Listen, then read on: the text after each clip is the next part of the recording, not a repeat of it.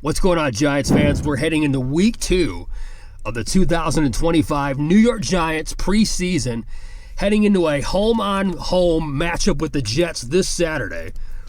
We've hit the second game of 3 games in the preseason, so now is a good time to really start to analyze what's this roster going to look like.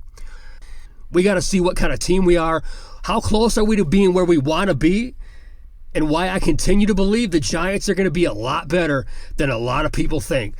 And we're going to get into it right now.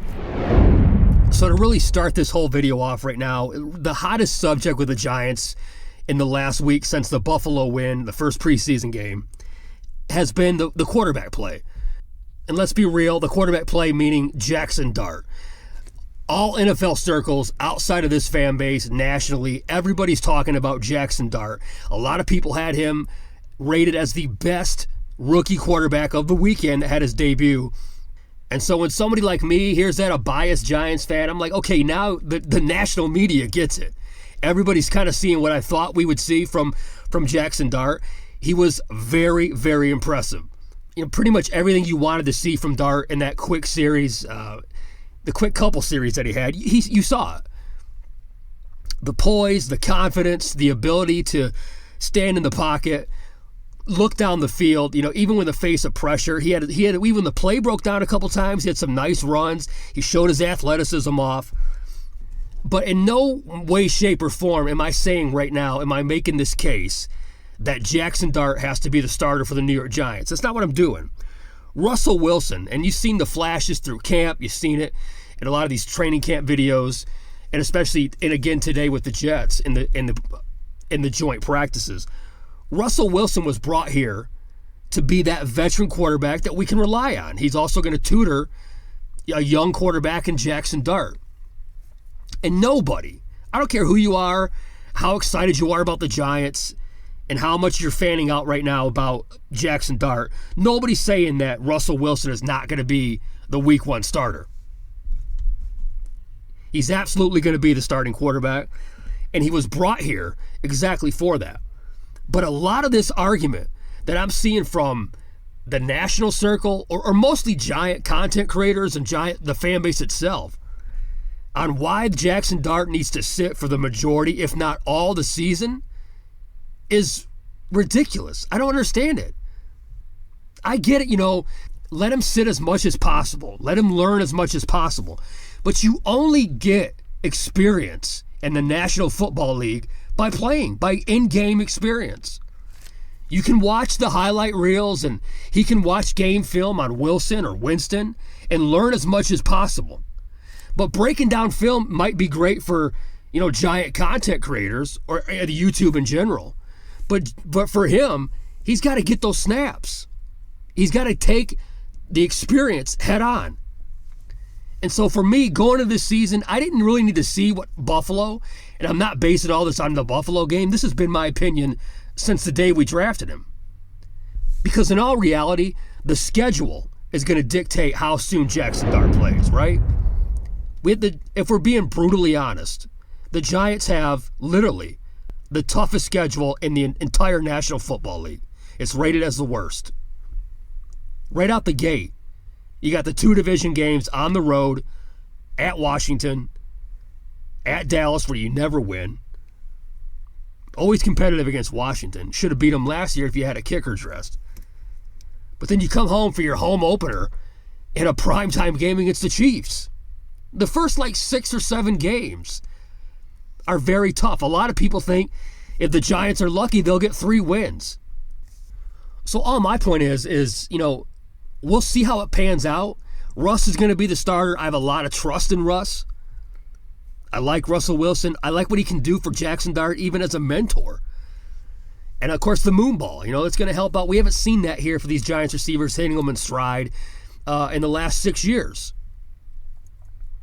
But the schedule is going to play a major part in how soon we see Jaxson Dart. And so this notion to me, I get it that you want him to learn, you want him to mature as much as possible. But a lot of people act like, you know, this guy's a fragile piece of glass. And let's be real. We traded in the first round, back into the first round. Draft capital, Joe Shane and Brian Dable put their nuts on the line, and they traded in to get a guy in the first round, a first-round quarterback. And there's enough examples just last season alone. Look at Bo Nix, Caleb Williams taking the helm already. There's a lot of guys in the last few years that have played in their first year, even if it wasn't right out of the gate. But this notion that people act like we found Jaxson Dart on the back streets of Utah throwing footballs into milk crates. Guy played under 39 games under Lane Kiffin in an NFL-style offense against a lot of good football teams, which had a lot of guys that went on to be and still good in the National Football League. So no, Jaxson Dart's been tested. He's a confident kid. He's got all the traits that Dable wants. You look at the way Dable talks about this guy, he can barely contain himself. So I'm high on Jaxson Dart. If we had to start at the quarterback play, we'll see what happens in Game 2 and Game 3 of the preseason. He'll get more snaps, I'm assuming, over the next 2 games. But I got to tell you, what he brings to this team, what I'm seeing in that attitude and that culture shift, it's contagious. It's contagious to the fan base, but more importantly, look at the team. Look at the way they respond to this guy. So time will tell. The schedule will dictate, in my opinion, how soon the Jaxson Dart era begins for the New York Football Giants. The next transition is about the offensive line, because Jaxson Dart can be behind center. Russell Wilson, Jameis Winston, it doesn't matter. The offensive line play, we're all critical. We've all been very, very critical and skeptic about this whole unit. But I got to say, look at last week. That was very impressive. 51 dropbacks, 4 different quarterbacks, not a single sack. And you didn't even have Andrew Thomas still making his way through, hopefully by week 1. And the star and that entire offensive line, that unit, was rookie Marcus Bowe. He was already labeled a steal coming out of the 5th round. But my God, you look at that game film, look at the way people like Brian Baldinger broke it down. This guy just was lighting Buffalo up, knocking guys on their ass. And so to see a guy that's got experience playing tackle, playing guard, to be able to transition that quick, hopefully, is a huge plus. I think the offensive line is going to be a lot better this year. I think it's going to be a lot better than people think. You got 2 pretty good tackles. And then, if you get Bo swinging out there at guard or tackle, transition, and then if Evan Neal, who, by the way, and everybody's hard on Evan Neal, and he was one of my lists of the Giants. I said I had 5 critical Giants. He was one of them. He's impressed a lot of people in camp so far, but you got to transition that to the gameplay. He didn't play on last weekend against the Bills. But if you can get that guy on the field, if he can transition that good camp into a solid guard, sky's the limit for that offense. You got a competent quarterback in Russell Wilson. You got serviceable receivers, Neighbors, Wan'Dale Robinson, Darius Slayton. We don't know what the hell's going on with Jalen Hyatt. We'll get to him in a minute. But I'm high on the offensive line. I know that this is an overdose of optimism. So if you want, negativity right now before the season starts, check out right now. It's not going to happen. There's a lot to be excited about. And so if it was not real, if it wasn't valid, we wouldn't be talking about it. But there's been flashes in camp that we needed to see. We need to see more of it. JMS has got to pick it up. He's got to pick up some slack. Had a rough camp. Not a consistent camp, to say the least. But I believe in him. I think he'll get it together. And again, to me, the whole thing is Andrew Thomas. Is a guy that has not been able to stay on the field the last couple seasons. The record after Andrew Thomas is proof of how important he is. And if we can keep him on the field with the maturation of a guy like Marcus Bowe and maybe getting Evan Neal to transition to guard, huge, absolutely huge for the progress of this offense going forward. And you go behind the offensive line, running backs to me are a lot stronger than, again, outside. Giants fans already know what we have here. But I love Tracy. I love Tyrone Tracy. The guy can do, he's a versatile back. I think he's going to have an explosive second year. And hopefully, Cam Scatterby right now, he started off camp. He lit the whole camp on fire, lighting up everybody's ass.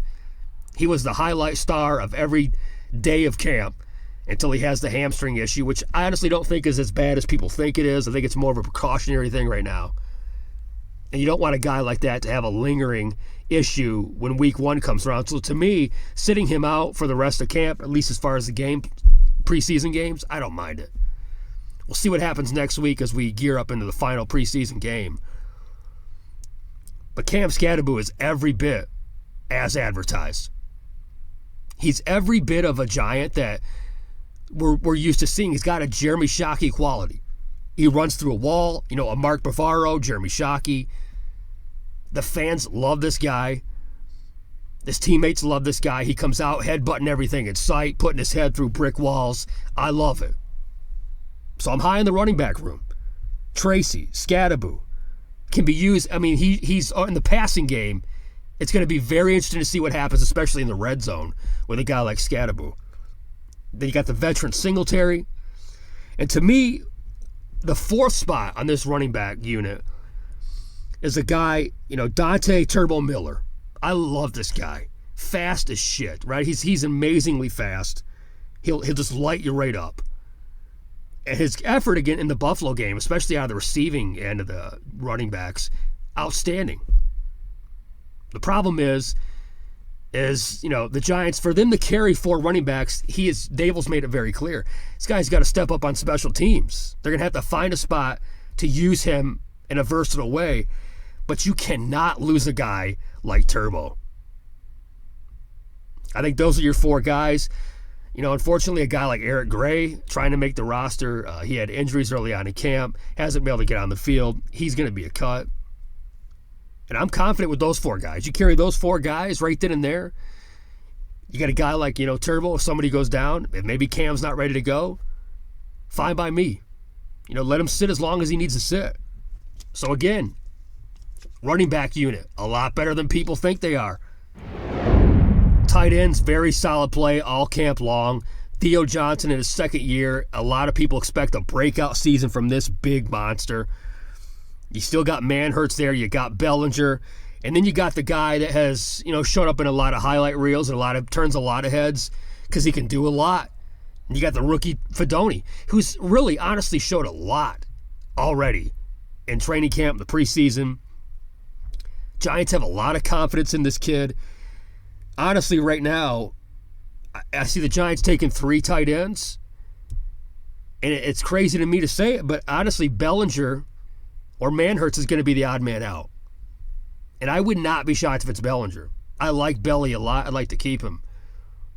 I think him or Manhertz is the odd man out. Giants probably keep 3 tight ends right there. I hope for a big season of Theo Johnson, a big, huge red zone target. Russ, Dart, who's ever going to be back there is going to be looking for this guy. I mean, so hopefully he stays healthy. And you got the wide receivers. It all goes by Malik Neighbors. When Malik's not been on the field in camp, the receivers have been, they've been shut down by the defense. Defense has usually won those battles. When he's on there, he's unstoppable. He's absolutely unguardable.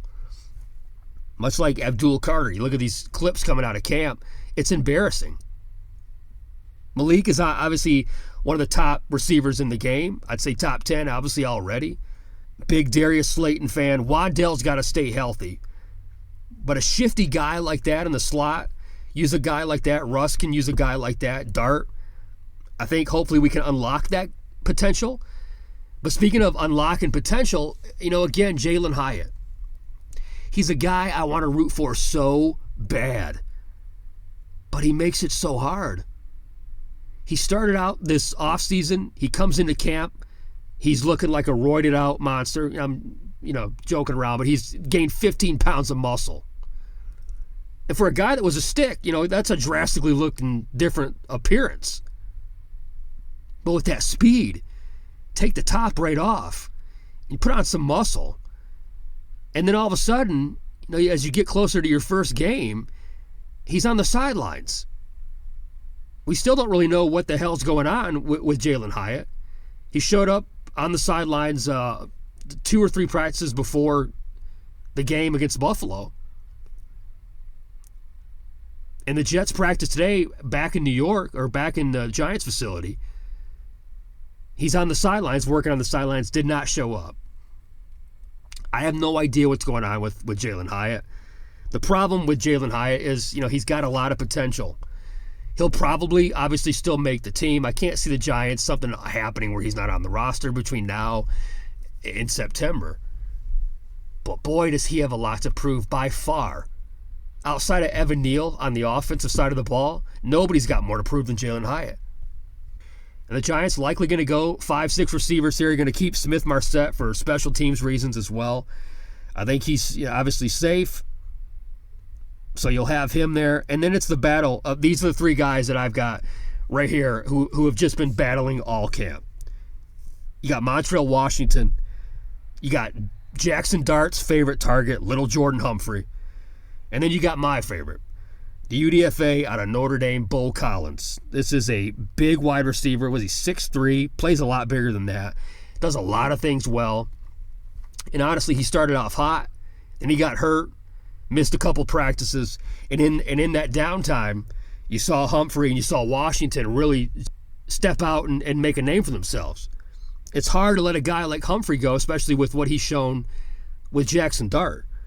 But overall, I am rooting for Bo Collins. I think he'll make the team, but he's got to show up in these next couple weeks here. And hopefully on the field against the Jets this weekend, gets an opportunity to make a name for himself. I'd love for him to make this roster. Giants receiving unit, a lot of depth there, a lot of speed. And of course, if Malik Neighbors stays healthy, sky's the limit. And then, of course, let's be honest, the bread and butter of the 2025 New York Football Giants is going to be the defense. Already being praised as a top 10, top 5 defense. Hasn't even stepped on the field yet. But on paper, you don't even have to be a giant nut fanatic like me. You look at on paper, that is a solid-ass unit. Top to bottom. But what we've seen so far in training camp, it happened again in the game against Buffalo, and then right here this week against the Jets in the joint practices, that front is as advertised, as deadly. The expectations are through the roof for very good reasons. It's hard not to watch these clips of Abdul Carter, whether it's one-on-one drills or 11-on-11s, or even in the game against Buffalo where he takes Dawkins, a Pro Bowler, on Buffalo apart. 3 pressures. The guy is, it's remarkable. It's unseen. We haven't seen that in a long time. Very few teams have seen it, period. A guy that jumps out that quick, makes everybody look foolish.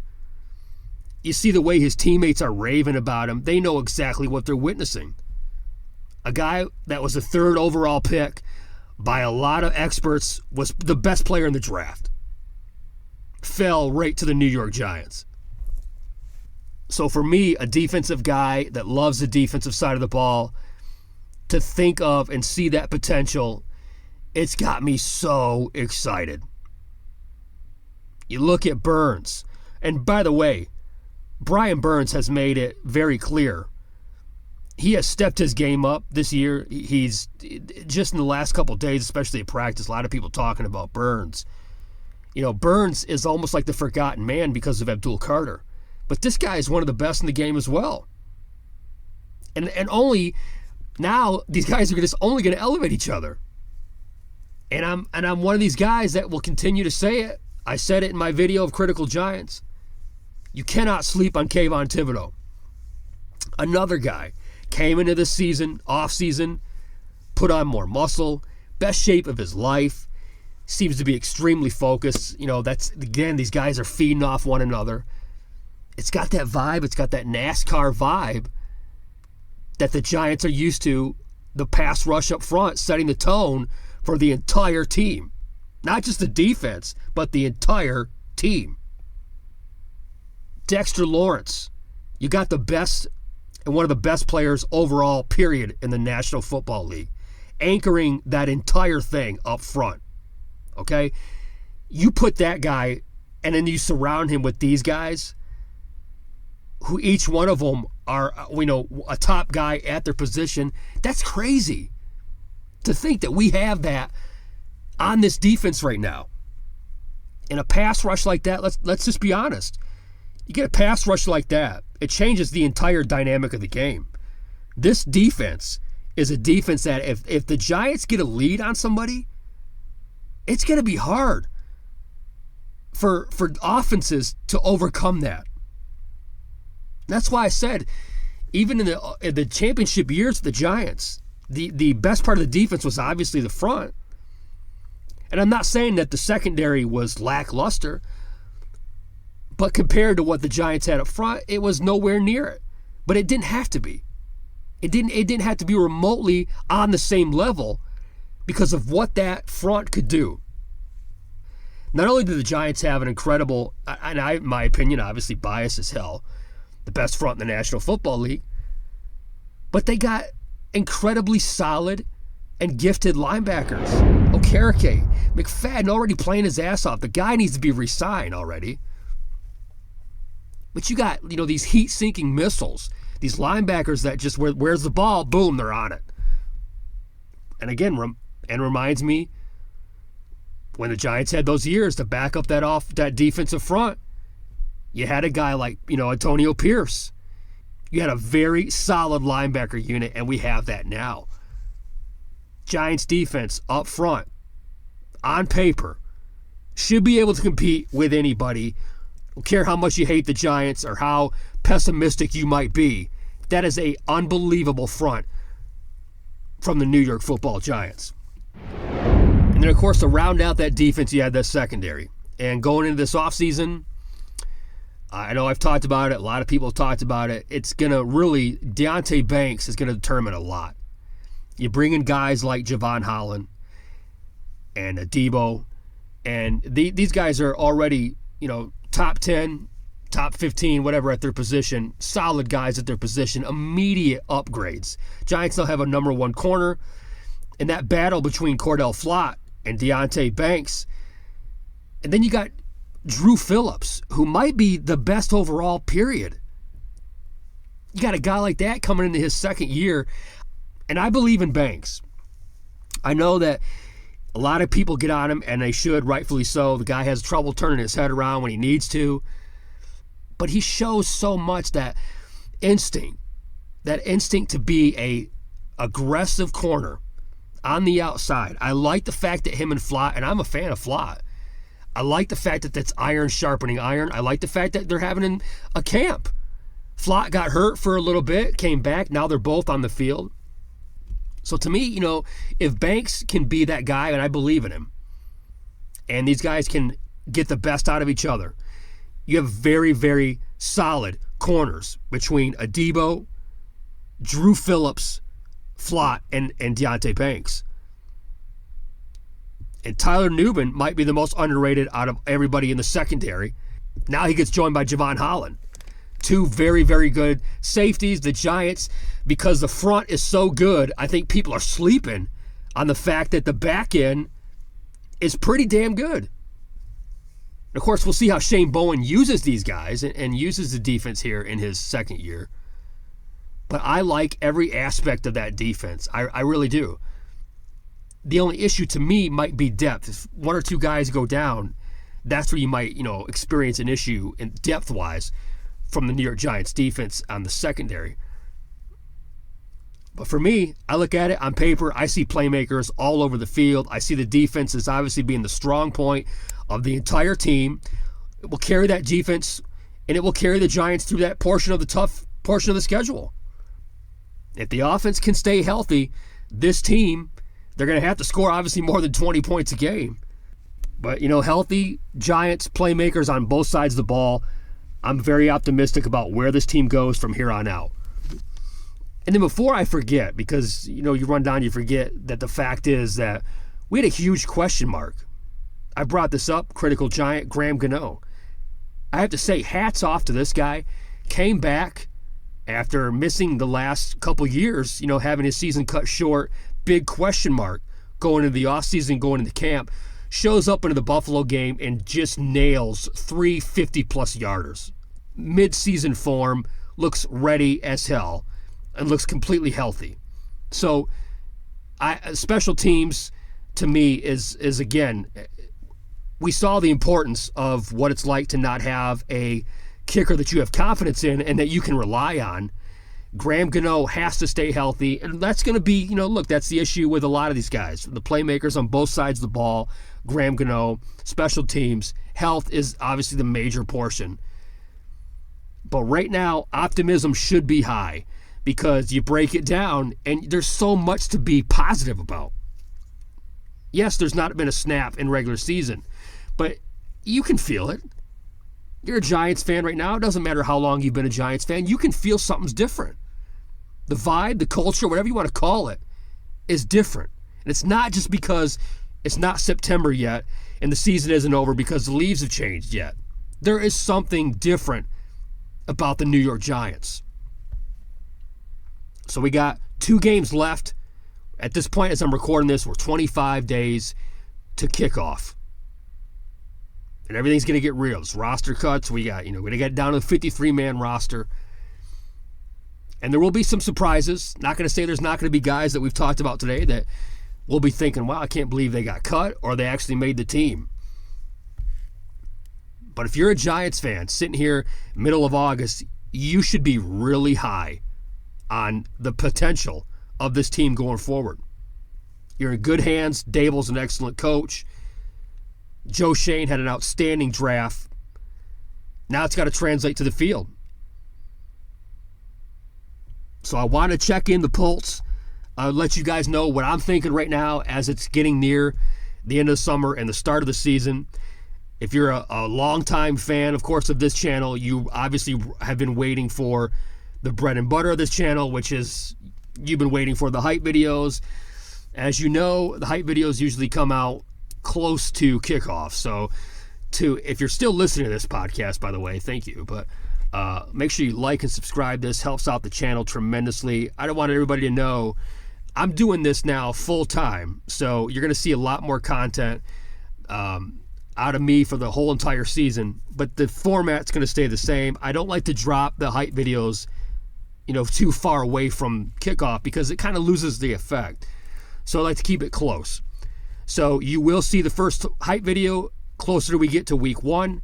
Obviously, I will let you guys know every bit of it on the way. I can't thank you enough to allow me to have a platform since 2011 to do this for you guys and Giants fans all over the world. It is an honor. Every season I come back to do this. But right now, just being perfectly honest, this feels like the beginnings, at least the start, of something special. So I hope your optimism is high. I hope you believe the New York Football Giants. We have a huge season ahead of us, and we got a lot to talk about. Stay here. Of course, YouTube, Mr. Chuck Knoxx. Facebook, Mr. Chuck Knoxx, up there all the time, all day long. And if you want to follow me on Instagram and Twitter, at Chuck Knoxx, where it's all day long Giants material coming out every single day. Thank you once again, and I will be back real soon.